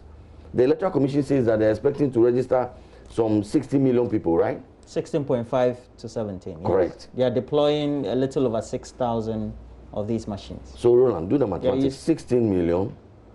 It's important that we do this thing. So how many machines have been deployed? 6,100, averagely 6,100. So let's say 6 divided by 6,100. How many days are they doing the registration? For 6 days. 40. 6. No, so there is 6 in all 38. Yes, so 38 days. So you divide by 38 days. The Electoral Commission should be registering about some 69 persons a day. Okay, I mean we can take time and do the calculation and see. And guess and manage if this is doable. 65, less, I think even less than that. Say 40, 50 people a day. But there are related issues about how we need to make sure we maintain social distancing and the protocols. Yes, but that's the new normal. And that's why even in Parliament... Simultaneously. Yes. There are people who will not have access to certain documents for which they will need the guarantors. Roland, this is something that is historical. You're saying it's normal. You're saying it's even normal. Today, we are able to get documents in millions. In the national ID card, they have 12 million already. Getting to 12 million already. They are going to even do more before the registration starts. How many months or years did it take? But I'm saying to you that in 2012 when we did the registration, not one person had the national card. We were supposed to use the national card. Not one person had it. You understand? We are making progress. We are getting there gradually. But the point I'm making is that when we talk about easing our registration processes, it doesn't mean that we should do like a desical work and that these documents, we should not ensure that only Ghanaians. This is the right to choose our leaders. We cannot cede it off to people from another jurisdiction. The people of Ghana, it is for just the people of Ghana. So Honorable Clement Apak here must be worried that we must put in systems that shall ensure that only the people of Bunsa South, for instance, will elect him as member of Parliament. How would he feel if I, who do not stay in his constituency, I do not come from there, if I and people like me are involved in deciding for the people of Bunsa South? When you come there, you'll be chased out. So you are also protecting. You are protecting the sanctity of the exercise to select the representative for the people of the Bunsa South. Why don't you want to protect the sanctity of the exercise of the people electing representatives and the president of Ghana? Dr. Pat, where we are currently, yes, we should get an outcome of a court case, which fundamentally would pave the way for us to, as stakeholders, take key decisions. If the outcome is either way, what will be the implications for you as a key stakeholder, political party, member of Parliament? Well, that is a question that is futuristic. And as I indicated earlier, I trust my party, just 30 seconds, so that I give 30 seconds, then we can leadership. So whatever decision is made, certainly would abide by it. But let's see what happens, because this is an evolving situation, and we all hope for the best. So, but so we let's believe say that there's a decision made inclusion of a voter ID. What would that mean? That's who. Well, if a decision is made to include the voter ID, at least it eases one of the major concerns that we have raised. And if it's not made? That's very fundamental. And if it's not made? It makes it very difficult for us to believe that indeed there is genuine intentions to ensure that Ghanaians, and I want to emphasize, because he's sought to create the impression that the current voters register is bloated, is unwholesome, forgetting that it was used before. Okay. So if that doesn't happen, it confirms our suspicion. Okay. Just give me in 40 seconds your wrap-up comment on. Well, I would be disappointed. I would be disappointed if, for instance, there's a decision to allow the use of the current voters registration and card if it's allowed? In the face of the evidence, I'll be disappointed. But of course, I will do what the legally mandated institutions have decided, okay? I may be disappointed, but I will not go and be beating and killing people at the registration center, unlike who is beating Bernard Mona says they would you are misquoting Bernard Mona. You know, you are not being fair. Let's just quickly, I just have 40 minutes. You see, the point about the point about the machines are doing well. We used it to perform a referendum. The last time, district level elections, failure rate is 5%. But that's very disingenuous, Bernard. But that's true. We should look at the failure rate during the general election when there is more pressure. That is about some 12.6%. That's the failure rate during 2016 for the general elections. But for the local level elections, where there is not too much attention, there's not too much pressure, even that one, the failure rate is 5%. Now, we are being told that the NDC's mood, we are here, the fundamental right of choosing leaders.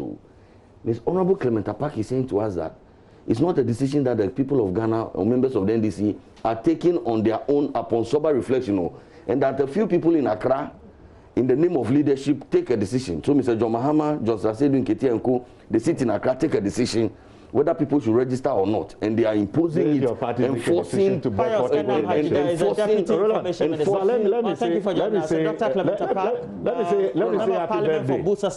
happy birthday to my wife. My wife's birthday. No, it's your wife's birthday. Yeah, tomorrow. Okay. So in advance, yes. Just send me a message. And the kids as well. They are watching. They say you look great. And then Roland, I should also use happy birthday to your wife in advance. I should also use this opportunity to congratulate His Excellency Nana Addo Dankwa Akufo-Addo for now more or less officially becoming the candidate that the people of Ghana are going to that's all. Have you gone to the polls already? No, we don't have to. The National Council has spoken, and the law says that once he's a sole candidate by the close of election. Happy birthday to Elizabeth Bentel of Gimpa and Kaswa Iron City. And this from Derek Ekosa, my lead producer, and your own uncle Bentel, all of the multimedia group. And also, Patience Lodo wants to wish her boss and head of pharmacy department, Dr. John Kofi Kobuvi of Ho Teaching Hospital, a happy birthday. She wants him to know that he's the best boss ever. Best boss ever. Now, happy birthday also to Yvonne of Vonnie's Cuisine Catering Services. You're based in Kwabenya. You are a year older today. God bless you as well. And this is from the KNUST IDL 2019 year group, Accra. Happy birthday also to you. Na Momo Denso Lai, our loving mother and grandmother. And the whole family pray that this year will be a good year for you as well. And that's where we have to take a break. When we come back, we're having a fundamental conversation about the Association of Health Service Providers who are raising issues with the National Health Insurance Authority that claims they thought will be redeemed so far have just not been paid to them. We'll look at that next.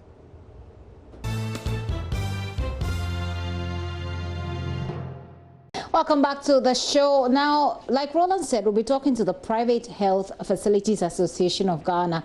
They intend to suspend their services to NHIS holders following government's failure to redeem those claims. My guest for that conversation is Frank Toblu. He's the General Secretary of PHFA-OG. Mr. Toblu, thank you for your time this morning. All right, so we'll bring him back up on the line. But if you like to patronize the services of private health facilities, what do you make of it? They're complaining that government does not pay them their claims. They have a number of concerns, as well as thinking that the government institutions intend to look at them as competitors. We'll be talking to them about that. Let's move on and bring you this very chilling story about children who are in modern day slavery. They were born like every one of us. They were innocent, beaming with hope for the future, and all of a sudden they get to be children with parents who are not really their parents. They use them as slaves on the Volta Lake. They dive, they do all of those work. In fact, some of them have become used to it. Kojo Yangson has been embedded with the police operation team that went in to rescue some of these children. So we'll bring you back that story that we played for you earlier yesterday and today.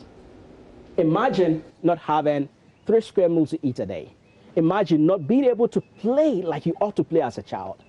Now just imagine being beaten by a paddle. Imagine having scars on your body.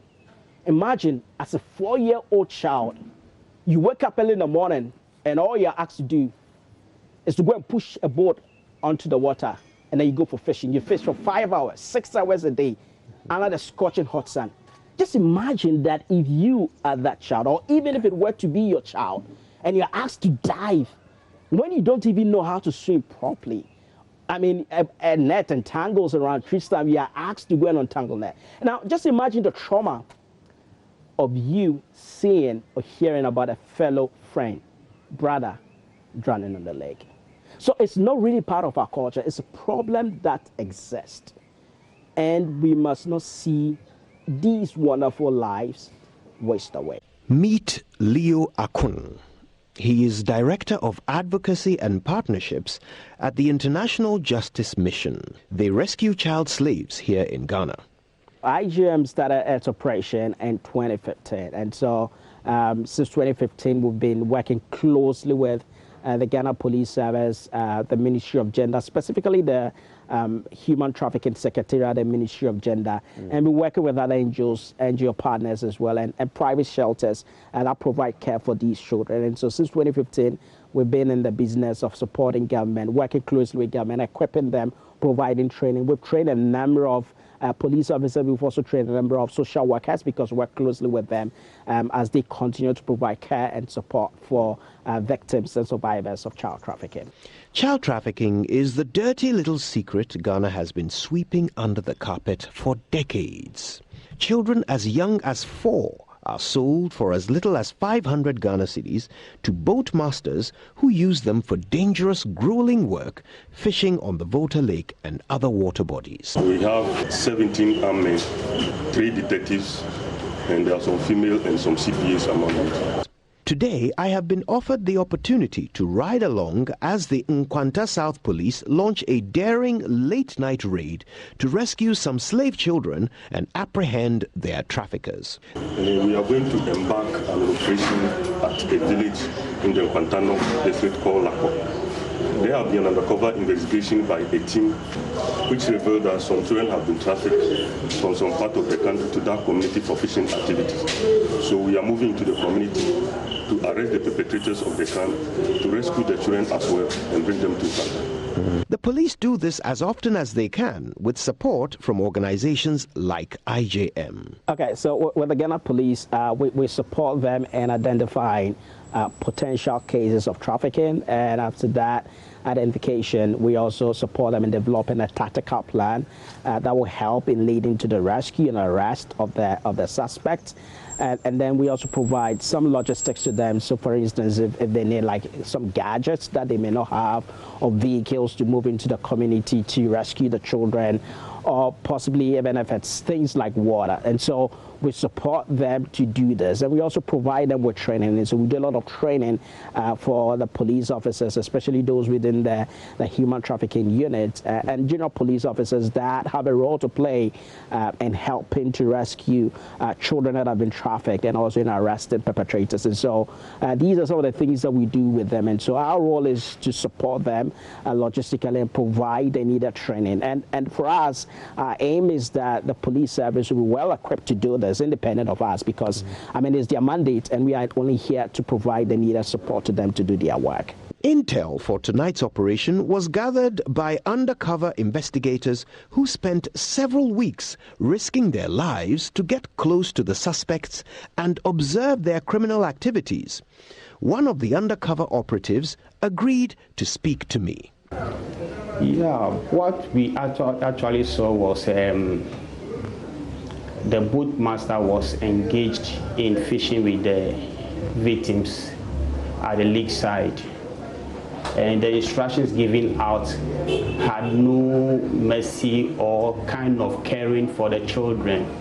You will also see that immediately the boat master will end the sentence instructing a child victim, he quickly obeys the order, even though without letting the boat master end his sentence. So it seems that it is normal routine with them.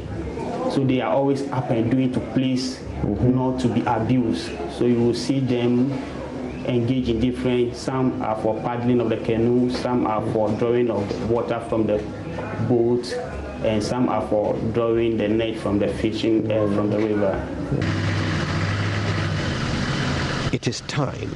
In a fast-moving convoy, we set off on our mission.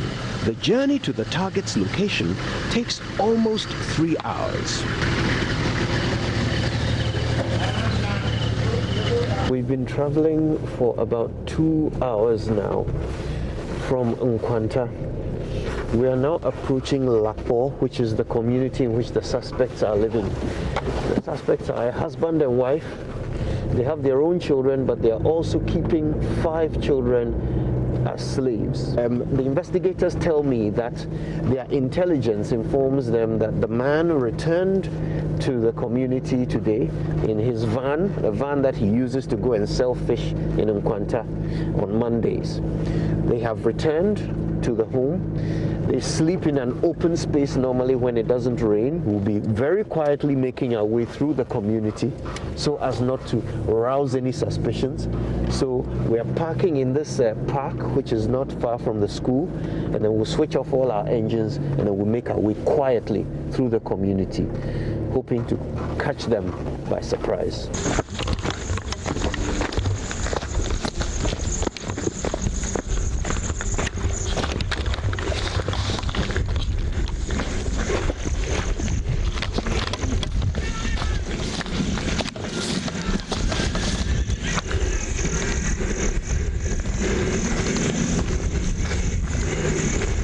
This is a remote fishing village.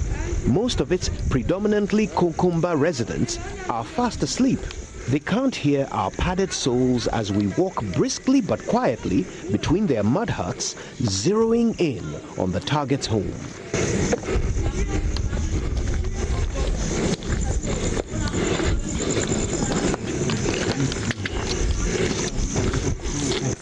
Suddenly, we emerge out of the darkness into the suspect's courtyard. As expected, everyone is asleep. The armed policemen start waking people up.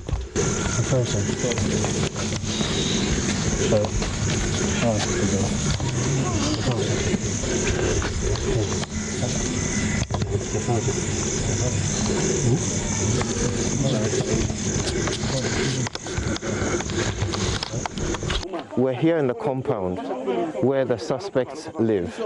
You can see behind me one of the suspects, a lady in a cloth who is getting dressed. Another of the suspects is here, sitting on the mat, handcuffed to another suspect. There are family members all around. The suspect's children are here. We've identified 3 of the victims. One of them, a little boy, ran off, but the officers are trying to retrieve him.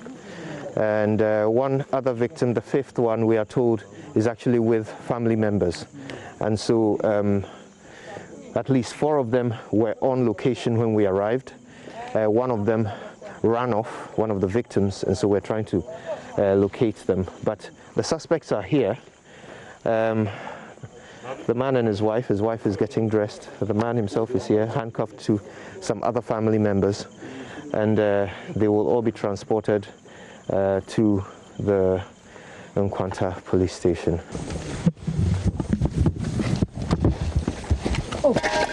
The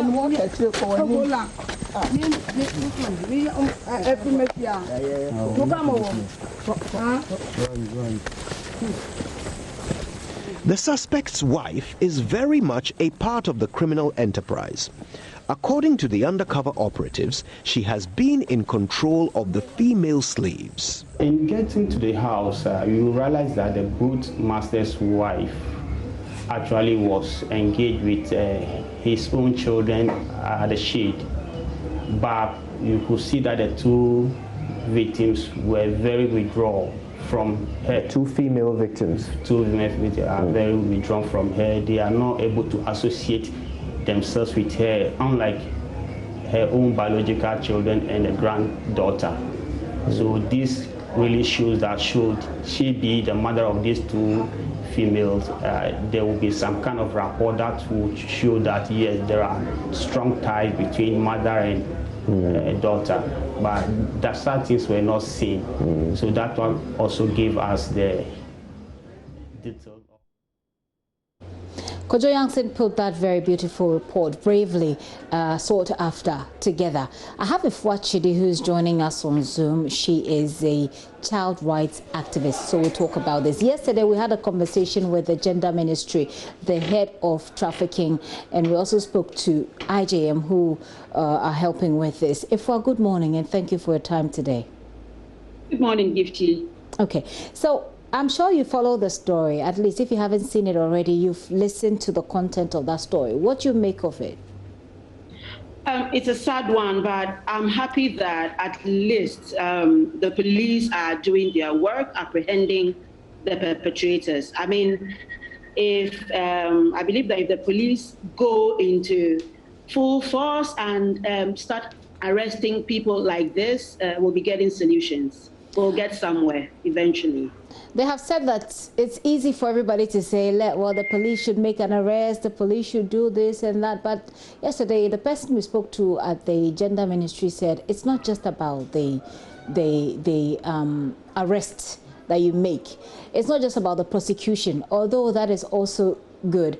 This problem has been with us several times, for several years, and we've talked about it, we've advocated, but we're still here. What do you think is the problem, really? I think the problem is that as much as we try to create awareness and do a lot of sensitization, people are not really getting the message. On the other hand, the problem is poverty. The level of poverty is so high in this country that parents who are not able to provide 3 square meals for their children are forced to send their children into this form of slavery.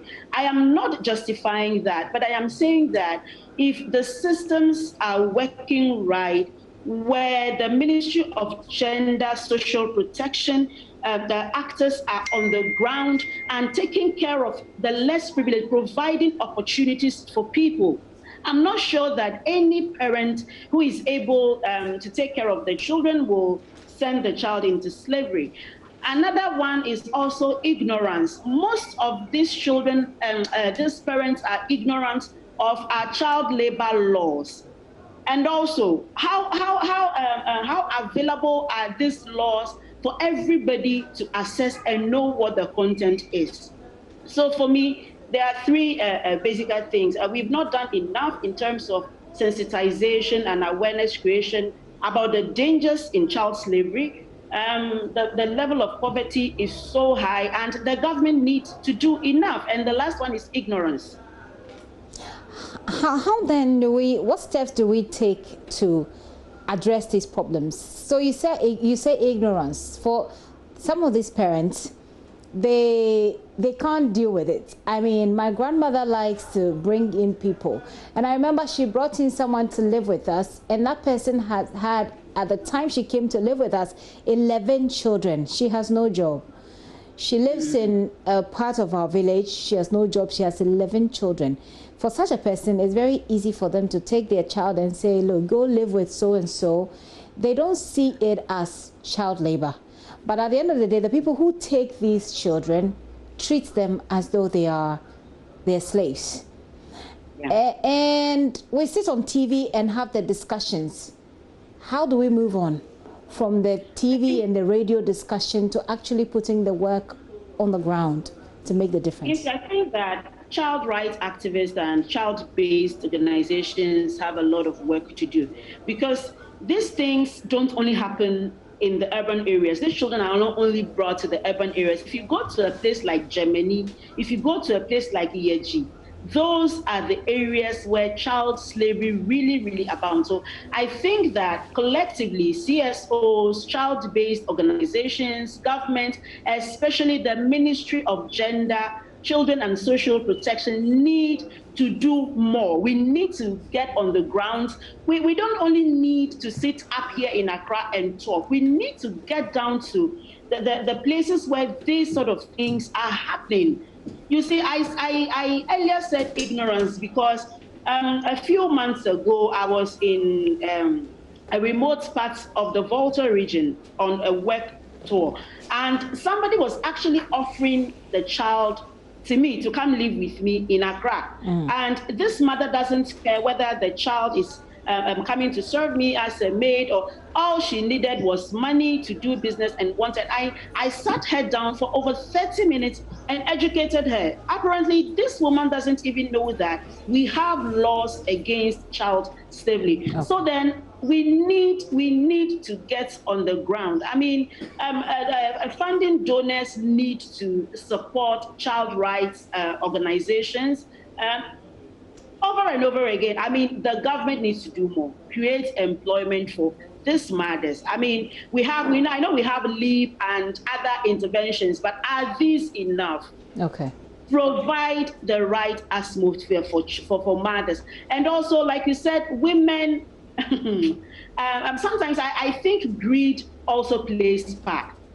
Because I know of parents who are well-to-do, who are farmers and still want to trade their children for more money. So like I said, we need to do more awareness. We need to do more sensitization on the ground. And then also, if anybody who takes in any of these children is arrested, the person should be dealt with thoroughly so that it will serve as an example to others. We hear about the arrest, but we don't hear about the outcomes. Like this one now, if you follow up, at the point you get tired and just quit.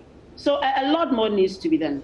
Just to be fair to the gender ministry, yesterday when we spoke to them, they indicated a number of arrests, a number of convictions that they've secured, at least 7 years for some people. But I won't bore our viewers with the figures right now. I'm going to wrap up the conversation with you, but you personally have told your story out there on social media. You've told your story about abuse for children who have to go through this abuse. Sometimes they don't even know they're going through abuse. For them, it is normal. It is a normal way of life. How do you overcome that stage of your life? Because like I'm saying, you told your story. You are an elderly person. But for these children, it is the norm. They live with it. They've accepted it as the way you ought to be treated. How do we move them on from this particular stage to the next stage of life where they actually get into normal? Gifty, these children have a scar on them that, if not treated, will live with it for the rest of their lives. So I think the best thing for them is for the Ministry of Gender, Children and Social Protection to arrange counseling for them. They need to see therapists. They need to go through thorough counseling, because even if we adults are not able to deal with it easily, how much more children who coping mechanism is lower than ours? I think we, the CSOs, need to step in, arrange counseling services for these children. They need to be taken, and they need to be thoroughly talked to. They need to be counseled. They need to be educated. They need to be taken out of that environment totally, because abuse is such that anytime you go back to the causal factor of your trauma, you relapse into trauma. So we need to create a new environment for them. We need to counsel them. We need to set them on a right path. We need to set them at a place where they wouldn't have these memories flashing back to them, Gifty.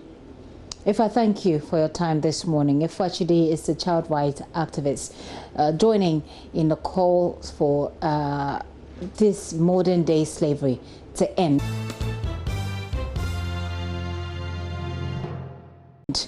I spoke to you earlier on about private health facility managers who are threatening to withdraw their services. We can't have that, especially in COVID-19. Frank Toblu is the General Secretary of the Private Health Facilities Association of Ghana. He's joining me on the line now. Mr. Toblu, thank you for your time this morning. Hello? Yes, Mr. Toblu, thank you for your time. Now, you raised concerns about governments now seeing you private health service deliverers as competitors. You've raised a concern about finance ministry and health ministry frustrating you over claims, etc. Summarize for us your concerns, the main concerns that you have in this time. Thank you very much. Once again, I want to say thank you for having me on your show. Now, the issue is a very straightforward and a simple one. Now, for some time now, we've been having these challenges with the Ministry of Health and Ministry of Finance. Okay. Hitherto, our attention was on the National Health Insurance Authority as an institution that deliberately didn't want to pay us. But upon our own further investigation, we got to realize that it was not health insurance at all. It wasn't health insurance. It was the Ministry of Finance and Health. Why am I saying this? I am saying this because if the health insurance has money, they quickly call and release it to us. Now, when we ask them where is our money, the position is that we have not received any money from Ministry of Finance and that we are unable to pay you. And when we do our checks, indeed, we get to know that they have not received money in true sense. Now, when we write letters to Ministry of Health to sit with them to have a conversation and then formulate a strategy, the way forward, so that both private and public will be in business as far as health insurance is concerned, they will never listen to us, they will never invite us, they will not say anything. Mr. Toblu, the last time you wrote to them, what was the concern and what did they say? Now, the last letter we wrote to them was on medicine list. Now, they came up with a list that was not realistic, and it was signed by the Minister of Health. Now, we wrote back to him saying that the prices on the National Health Insurance list were actually unrealistic. They are outdated to the extent that some medicines that are sold in the open market at the price of 2 cedis are on the health insurance list at 1 cedi. To the extent that before we even begin to administer such drugs on anybody holding health insurance card, you are making a loss of 1 cedi to start with. So we wanted to have a conversation to agree and disagree on 1 or 2 issues and the way forward. They never responded to our request. As I speak to you, no response, and we are bearing the brunt ourselves. Now, we are saying this because the private sector pays their own utilities, they pay their staff, they pay everything that has to do with the maintenance of their facilities. But when you go to the government institutions, the government pay the salaries, pay other bills for them. So if you are treating an institution like this, what is the rationale behind it? Okay. What is the rationale? You also raised issues about the stimulus package. Again, what's that issue exactly? Yes, the stimulus package, fine. It is for the industry, for which health insurance is also involved, together with the private health facility. But the question is, you owe us so much, an amount of money, and you are unable to pay. But you are able to raise money for stimulus package, which of course is a loan facility to us. Now, if you owe me 5 cedis, okay, and then I ask you to pay me the 5 cedis. You say, no, I won't pay your 5 cedis. Come to me for a loan of 4 cedis, 50 pesos, for which you are going to pay me interest. I mean, does it make a business sense in any way? Not at all. Let me answer it. Not at all. It doesn't make a business sense for one bit. Because if indeed you have money for me as a stimulus package, then first of all, you have to pay what you owe me, then you give me the stimulus package. That would tell me that indeed you are helping me to remain in business. But when you owe me, you are not ready to pay that one. But you are telling me come for a loan to finance your business. What is it? From accounting point of view, it doesn't make sense. From legal point of view, it doesn't make sense. From business point of view, it doesn't make sense. Right. Some figures have been bandied about. Government itself has said, President Akufo-Addo has indicated a number of times in the State of the Nation address the amount of money that has been paid to the National Health Insurance. How much does government owe you right now? You see, that statement, His Excellency, the President, said the last time. We came out to say that no. You claim to have paid 1.2 billion, and you eventually owed 1.8 billion. I mean, you've done nothing. Because if successive government, in the previous administration, let's take it for granted that they left a debt of 1.2 billion Ghana cedis. All right? Now, you have come to pay part of it, not all. Let me be very frank here, not all. You made a part payment of that. And then you go back to owe 1.8 billion. I mean, indeed, you are not serving the purpose. Because if you are telling me this... I just need you to clear it up. So, government owed 1.8 billion, and then they paid 1.2 billion. Or they paid 1.2 billion, but then there's another debt of 1.8 billion. Exactly what I am trying to say. I see. What I'm trying to say is that when you came into power, you claim to have come to meet a debt of 1.2 billion. Now, you made a part payment. Then you now owe more than what the previous government owed. So where are we standing? If they have paid, we would have been final. Where do we go from here? What's the next step? I'm sure you have engaged and you have had some answers. At this point, you are threatening to withdraw your services, but we're in very difficult times. Coronavirus is here and the government institutions cannot bear it all. So what's the next step, the next line of action? Again, come to the point. If the government indeed knows that they cannot cater for the situation in entirety, then they should be able to handle the private sector very well for us to augment the services that is being provided by the public sector. Now, let me even give you a hindsight information. All right. Some private facilities are being removed from the National Health Insurance as I speak, on the ground that one, they need to have medical doctors to superintend their activities. The fact of the matter is, how many medical doctors do we have in Ghana? Now, these institutions are manned by the physician assistants in Ghana. All right. Now, we have physician assistants in the public sector, and then we have physician assistants in the private sector. Now, the physician assistant in the public sector is working, and then you are asking the physician assistant in the private sector not to work. So my question is, and I need to move on from this, is that what is the next line of action for the association? Line of action is that we continue to provide service. That is number one. Number two, in order for us to continue to remain in business, we would surely ask individuals to support us by way of coming to give us some amount of money when the services we render to you is not part of the health insurance. Okay. Now, let me tell you something. Something happened at Kolebu yesterday. I've run out of time, unfortunately, Mr. Toblu, but I get the point. You're still going ahead with the threat to withdraw or not to accept national health insurance cards. No, the point is we will accept health insurance cards. Okay. That is number one. Two, we will also demand money for services that we are not able to provide and then get money for. That one we will surely do. All right. Mr. Toblu, thank you very much for your time this morning and for explaining things to us. Frank Toblu is the General Secretary of the Private Health Facilities Association of Ghana. Now, the National Service Scheme has begun processing prospective national service personnel for deployment to various sectors across the country. MMDAs, ministries, departments and agencies, education institutions, hospitals, security agencies and private corporate organizations, those interested in hosting any of the service personnel for the 2020-21 service year are expected to put in formal requests to the Secretariat. User agencies are expected to log on to the NSS website to submit the request. Also attach names, email addresses and contact numbers of 2 officials to this request. Agencies with special needs are expected to contact the headquarters of the Secretariat for further discussions, and all requests must reach the NSS head office by 30th of this month. For further inquiries, you can visit www.nss.gov.gh. That's nss.gov.gh. National service, service to the nation.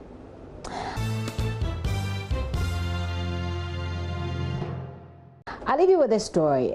Some residents of Boom Hills Valley in the Dom Kwabenya constituency are calling on authorities to fix the bad roads in their community. They tell Maxwell Agbagba that they have been compelled to spend huge sums of money just maintaining the vehicle. Island community, a developing community, but the terrible state of roads here is giving headache to the residents here. Not just them, but also commuters, persons who use this road daily. Well, these deep gullies you see run right in the middle of the road here. The road the network is really bad. And as you might have spoken to other people, they would attest to the fact that it's really a bad road. It's quite a road that accessible road that you can even use through towards to Kumasi if you are going. So I don't see why we should always be at the receiving end in this regard. The road nature, is very bad. Now we also have issues of security, and it's really affecting us as well. Have you tried speaking to authorities, getting authorities to fix the road? Yes, we've written several letters to this effect. We've written to the office, how do you call it, the opinion leaders, those who sold the land. We've spoken to them. We've even spoken we've written to the Truck Owners Association, and the help is just not coming because we wanted them to at least assist us with, whatever they have to pour gravels, whatever on the road. We can't even grade whatever, but we're not getting it. The association has, through its own membership, got something small. Very little that can do a road. But at least anytime we even start doing it, we realize that when it rains, that's the end of it. So it's a big issue, and the road network at Kwabenya has been done, but then we don't know why this aspect of the road has been left. And pregnant women cannot even commute the road to go to the health facility. So these are issues that are really bothering the area, and we want to seek the audience of the authorities to come to our aid to make sure that things are resolved properly. Residents say all attempts to get the roads fixed have yielded no positive results. I've been speaking to some motor riders who frequent the stretch. They say residents have been compelled to use their service because the roads are in a terrible shape. We are told by residents that not even taxis would want to ply this route. Many of them would charge exorbitant prices just to get to this side of town. The residents are compelled to use motorbikes. Women, children, and men alike.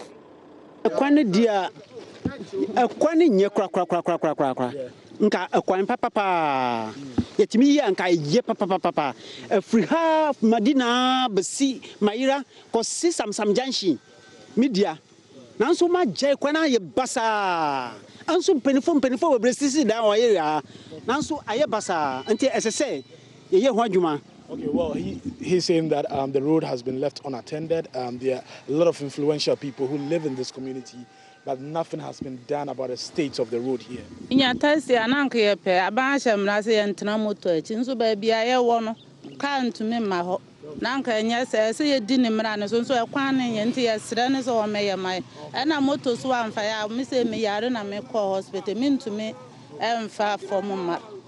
Well, she says that they've been compelled and forced to use motorbikes to get to their destinations because cars do not ply this route. It is increasingly difficult to get a taxi or a car, so they have to resort to a motorbike. She says she's heading to the hospital and she has to sit on a motorbike to the hospital. It's raining and it is exposing our roads more. Even without the rains, our roads are exposed.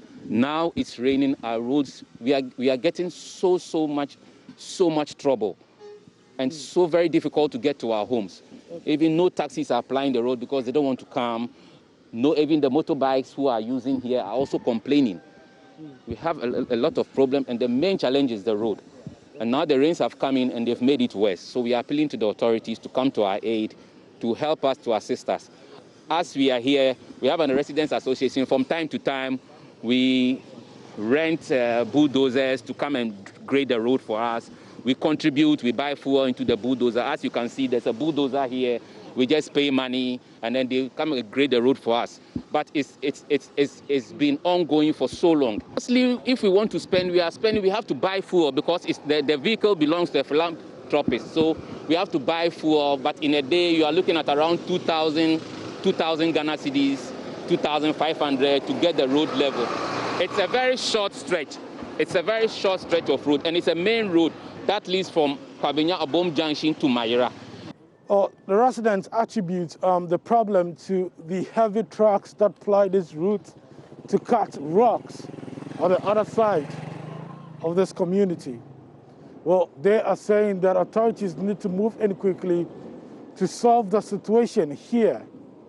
Many of them are worried that they have to spend a lot of money on shock absorbers, sometimes even on ties. Money going down the drain here. The road, this is one of the worst roads in Domi Kwabenya constituency.